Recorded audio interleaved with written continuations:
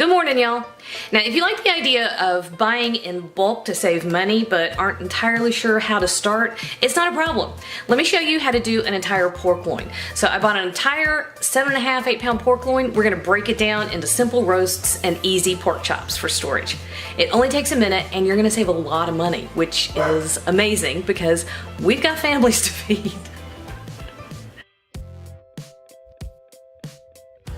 All right, y'all. So what I have is an entire pork loin, okay? So the ribs have been removed, and this is the eye of the loin, and it's a whole one, see? And this one's about 7.5 pounds. I like doing it this way because you can save up to $2 a pound if you do just a few simple cuts yourself.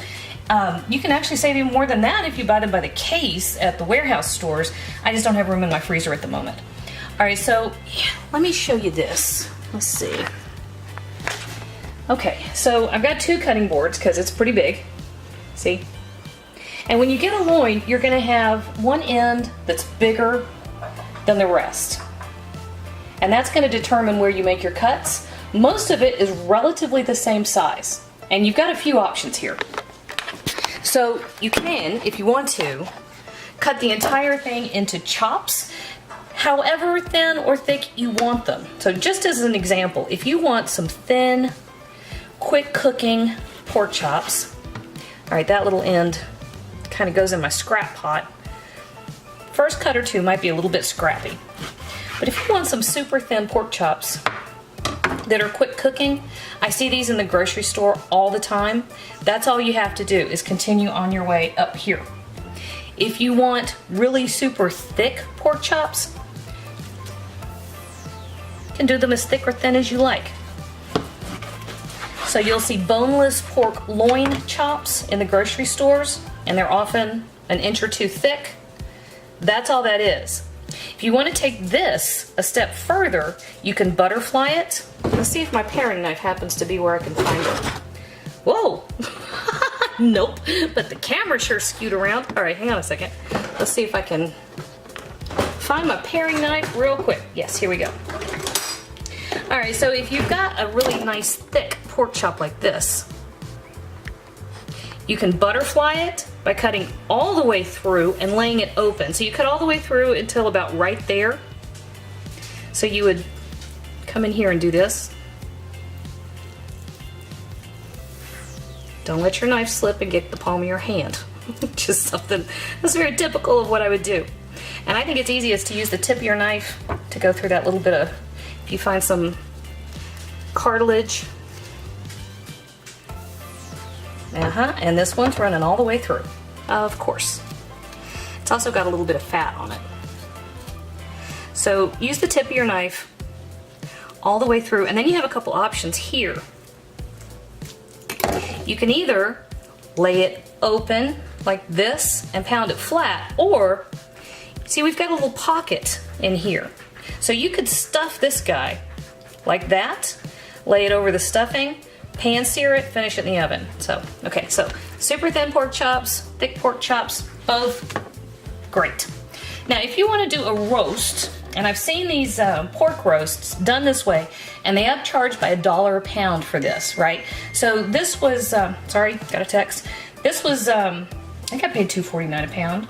My mind went blank. I think it was $2.49 a pound. I've seen it $3.49 or up, simply for doing this one thing, okay? So what you're gonna do is measure off the size of roast that you want, okay? So this would be approximately about a 4-pound roast if I do it this way. So we're gonna come here, and this is right about where the thick part of the loin, where it starts to fan out on either side, okay? We're gonna cut it down simply like that, and then cut it in half, or mostly in half. You don't have to go all the way through there, because this is what you end up with, right? Cut like that, fold it over on itself, and then you would use butcher's twine to tie it, and they sell these as pork loin roasts, right? Great. I love those, that's fine, but I don't want to pay $1 per pound for making 2 cuts and taking 10 seconds to tie something with a piece of string. So that's a pork loin roast. You'll see that in the grocery stores. I really prefer to do this. This is about 2 pounds. This is about perfect for my family. I feed quite a few people. You can certainly go much smaller if that is what works for you. And that's one of the fun things about doing this yourself. Well, I don't know how fun it is, but one of the nicest things about doing this yourself is that you can control how much you need and when, right? All right, so here's a roast, and you can certainly brine this and roast it exactly like it is. I do that all the time. Nothing wrong with that. So if you want to, at this stage, you can wrap your pieces tightly in saran wrap or what have you, or the vacuum sealer, whatever, and throw it in the freezer, and it's the right size for you to pull out when you need it. Or, if you would like, you can butterfly the entire roast. Turn it on its side, and open it up just like this, okay? Can you see that? Just like this. Now you do this for a couple of reasons. It's either, let me move my phone, I apologize. You would do it this way for a couple of reasons. It cooks more quickly this way if you open it up. So you could get a super hot pan and sear it on both sides, 135, 140 in the middle, you're good to go, right? Or you could lay some sort of stuffing or filling. I'm actually about to do one with cranberries and apples on this one, not this one. But you could do a filling or stuffing or some sort of additional flavoring agent right there in the middle, and that's great.